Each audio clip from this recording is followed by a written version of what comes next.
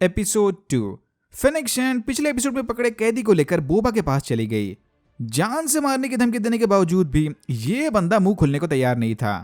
फिर 8D droid ने इन्हें बताया कि इनका कैदी order of the night wind group का असासिन है। ये लोग किसी से नहीं डरते। इस बात को चेक करने फेनेक शैन ने उस असासिन को रैंकोर के पिंजरे में गिरा दिया। रैंकोर का नाम सुनते ही असासिन के चेहरे का रंग उतर गया। इससे पहले कि उसे रैंकोर का शिकार बनाए, असासिन ने मुंह खोल दिया कि उसे मॉस एस्पा के मेयर साहब ने हायर किया था।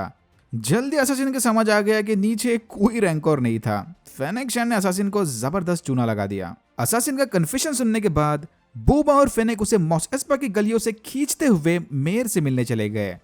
बेसिकली ये लोग सबको जताना चाहते थे कि इनके रास्ते में आने वाले का क्या हशर होगा।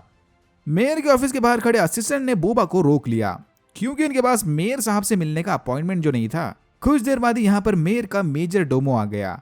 मेजर डोमो ने वही पुराने अनोइंग अंदाज में माफी मांगते हुए इन्हें बताया कि इस हफ्ते मेयर का शेड्यूल एकदम टाइट है, तो वो बोबा से नहीं मिल सकते। ये सुनते ही बोबा गुस्से में दरवाजा खोलकर मेयर के ऑफिस में घुस गया। मॉक्शियाज बोबा के इस बर्ताव को देखकर काफी हैरान था। मेजर डोमो ने मेयर को बताया कि बोबा फेट यहाँ का नया डायमियो है, यानी इसने जाबा की गद्दी पर कब्जा कर लिया। जैसे कि ये बात मेयर को पता नहीं थी। बट बोबा को ये सब नाटक करने में कोई इंटरेस्ट नहीं था। उसने मेयर से सीधे सीधे पूछ लिया कि मॉक्शियाज ने बोबा और फेनेक को मारने असासिन क्यों भेजे। मेयर ने उसके आदमियों को बोलकर पहले तो उस असासिन को मरवा दिया, फिर बोबा को बताया कि इस हमले के पीछे उसका कोई हाथ नहीं था।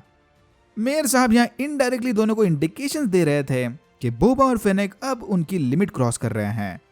जो भी हो, order of the night wind के मेंबर्स हट्स के एरिया में बैन थे। अच्छा हुआ कि बोबा फेट ने इसे मेयर के हवाले कर दिया, बदले में मेयर साहब इन्हें इनाम देंगे।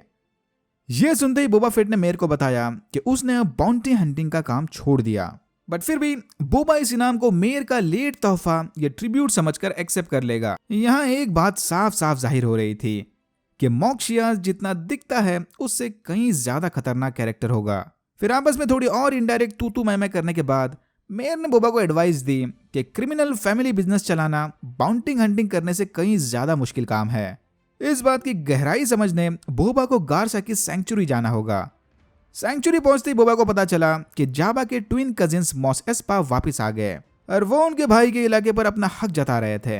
तभी वहां पर ट्विन ब्रदर्स ने एंट्री मारी। ऐसी होती है क्राइम लॉर्ड्स की एंट्री। जाबा के ट्विन ब्रदर ने बोबा को डॉक्यूमेंट्स दिखाते हुए कहा कि जाबा के मरने के बाद टैटूइन पर इनका हक है। बट बोबा इस टैबलेट की बातों को नहीं मानता। मॉस एस्पा का करंट डायमियो बोबा फेट है।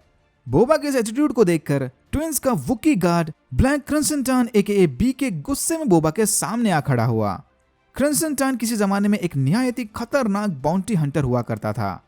देख के लग रहा है कि ये अब सिर्फ हट्स के लिए काम करने लग गया। बोबा अपनी जगह से हिला तक नहीं। अरे ऐसे बहुत आए और गए। बोबा कोई चिंदी ट्रांडोशन गार्ड नहीं जो एक वुकी को देखकर डर जाए। मॉस एस्पा पर अब सिर्फ बोबा का हक है। अच्छा होगा कि ट्विंस चुपचाप यहां से चले जाएं। यह सुनते ही ट्विन सिस्टर ने बोबा को जान से मारने की धमकी दी। बोबा ने कहा कि ट्विन सिस्टर बिल्कुल ठीक कह रही थी। अगर ट्विंस को जाबा की गद्दी वापस चाहिए तो उन्हें बोबा को मारना होगा, बिल्कुल वैसे ही जैसे बोबा ने बिग फोर्टूना को मारकर गद्दी हासिल की थी।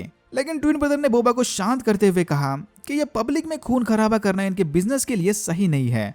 ये लोग इस टॉपिक को बाद में सुलझाएंगे। तब तक बोबा फेट आराम से जाबा के महल में सो सकता है, बट सोने से पहले जरा आसपास ध्यान रखना। इतना बोलकर वो ट्विंस वहां से चले गए। बोबा और फेनेक समझ गए कि मेयर और ट्विंस इनकी नाक में दम करने वाले हैं। पैलेस वापस पहुंचकर बैक्टर टैंक में डुबकी लगाते ही बोबा को फिर से पुराने दिनों के फ्लैशबैक्स आने लगे। उस यंगलिंग की जान बचाने के बाद टस्कन रेडर्स ने बोबा को उनके ग्रुप का हिस्सा बना लिया। एक टस्कन ट्रेनर बोबा को गेटारफी स्टिक या गैफी स्टिक से लड़ना सिखा रहा था। बाकी के रेडर्स रेगिस्तान में खुदाई कर रहे थे कि तभी अचानक वहां से एक हवर ट्रेन गुजरी। ट्रेन के अंदर से कुछ गार्ड्स ने टस्कन रेडर्स पर ओपन फायर कर दिया, जिसमें ढेर सारे टस्कन रेडर्स और बैंथा मारे गए।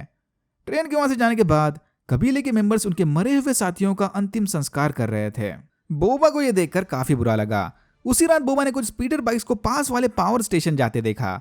बोबा ने टस्कन के लीडर से वादा किया कि अगर वो उसे स्टिक और राइफल दे देंगे तो सुबह होने तक बोबा फेट ट्रेन को रोकने का तरीका ढूंढ लेगा।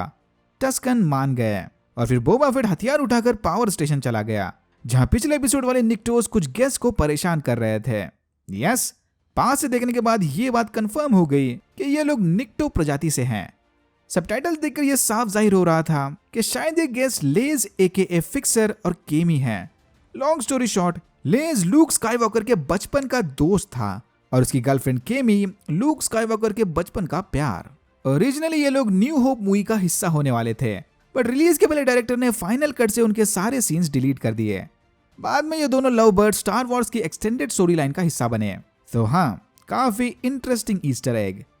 एनीवेज, निक्टोस की मनमानी से तंग आकर लेज ने उन्हें रोकने की कोशिश की, बट निक्टोस उसे कोने में दबोचकर कूटने लग गए। तभी वहां पर एकदम वेस्टर्न अंदाज में बोबा फेट ने एंट्री मारी और गैफी स्टिक से कूट कर निक्टोस का कचूमर निकाल दिया।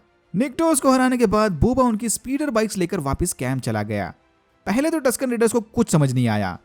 बाद में बोबा ने बताया कि इन्हीं स्पीडर बाइक्स की मदद से वो साथ मिलकर ट्रेन को रोक लेंगे।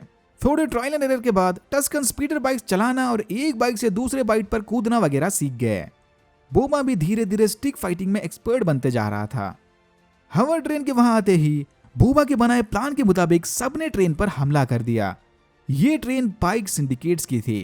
क्लोन वॉर्स एनिमेटेड शो या सोलो मूवी देखी होगी तो पाइक सिंडिकेट्स को अच्छे से जानते होंगे। प्लानेट ओबडाया के ये निवासी स्पाइस नामी ड्रग्स की स्मगलिंग करते थे। यस, स्पाइस का कंसेप्ट सीधा ड्यून यूनिवर्स से उठाया गया है। तो टस्कन रेडर्स और पाइस के बीच चली लंबी ट्रेन हाइस के बाद बोबा फेट ने किसी तरह ट्रेन रोक दी। वैसे ये पूरा का पूरा चेस सीन कमाल का था। इस एपिसोड को देखने के बाद बहुत सारे डिसअपॉइंटेड फैंस की उम्मीदें जाग गई होंगी। ट्रेन की क्रैश होते ही टस्कन रेडर्स ने अंदर का सारा सामान लूट लिया, पानी, स्पाइस, सब कुछ। बोबा ने पाइक के लीडर को बताया कि आज से उस रेगिस्तान में फोकट की सवारी नहीं कर सकते। यह ड्यून सी टस्कन रेडर्स का इलाका है। अगर यहां से गुजरना है तो इन्हें टोल भरना होगा। इतना बोलकर बोबा ने बचे कुचे पाइक्स की जान बख्श दी। बट रेगिस्तान से एंकर हेड तक का सफर पाइक्स को पैदल ही तय करना होगा। एंकर हेड पहुंचते ही पाइक्स को प्लानेट से बाहर जाने की सवारी मिल जाएगी। पता नहीं पाइक सिंडिकेट के मेन लीडर्स बोबा के इस ऑफर को सुनने के बाद कैसे रिएक्ट करेंगे। यहीं हमें इस मॉइस्चर सोर्स का नाम भी पता चल गया, ब्लैक मेलन, जिसके अंदर का दूध रेगिस्तान में रहने वालों की प्यास बुझाता है। बोबा फेट के इस बैडएस अंदाज को देखकर टस्कन का लीडर उससे काफी इंप्रेस हुआ। टैटूइन में पानी की किल्लत बढ़ते ही यहाँ के लोग आपस में लड़ने लग गए थे, इसीलिए टस्कन रेडर्स सबसे छुपकर अकेले में रहते थे। दूसरे प्लैनेट से आने वाले घुसपैठियों के पास मशीन्स और नई टेक्नोलॉजी होने की वजह से टस्कन उनका मुकाबला नहीं कर सकते। बोबा ने इन्हें समझाया कि अब इन्हें डरने की कोई जरूरत नहीं। बोबा सबको मॉडर्न मशीन्स और टेक्नोलॉजी यूज करना सिखा देगा। बोबा की बातों से खुश होकर लीडर ने उसे तोहफे में ये चिपकली दे दी। स्पाइस फेंक कर इशारा करते ही वो चिपकली सीधा बोबा के नाक में घुस गई। लीडर ने बोबा को बताया कि ये चिपकली इसे अंदर से रास्ता दिखाएगी। बस फिर क्या था, बोबा फेट जबरदस्त ड्रग ट्रिप में चला गया, हायर ग्राउंड से भी ऊपर हाई। बोबा को अपने बचपन और टैटूइन के समंदर वाले अजीब से विजन्स आ रहे थे। बोबा रेगिस्तान में भटकते हुए इस झाड़ के पास आ पहुंचा। पीछे से शायद जावाज बोबा के इस अजीब से बिहेवियर के मजे ले रहे थे। अगली सुबह होश आते ही बोबा उस झाड़ की एक टहनी लेकर वापस कैंप आ गया। बोबा को वापस देखकर सारे काफी खुश थे। देख के लग रहा था कि बोबा फेट ने टस्कन रेडर्स के किसी रिचुअल को सक्सेसफुली पूरा कर दिया। टस्कन्स के लीडर ने उस चिपकली को बोबा की नाक से वापस बाहर निकाला और उसे इनके ट्रेडिशनल कपड़े पहनाकर आगे के रिचुअल्स पूरा करने भेज दिया। फिर बोबा ने टस्कन रेडर्स के बताए इशारों को फॉलो करते हुए 7 लाइट टहनी से अपने लिए गाफी स्टिक बनाई। यानी बोबा फेट अब ऑफिशियली टस्कन रेडर्स के ग्रुप का मेंबर बन गया। और यहां होता है एपिसोड 2 खत्म। अगर आपको वीडियो अच्छा लगा तो please like, share and subscribe for more videos like this. मैंने ऐसे और भी वीडियोस बनाए जिनके लिंक्स आपको डिस्क्रिप्शन बॉक्स में मिल जाएंगे। Thank you very much for watching and I am hoping to see you in my next one.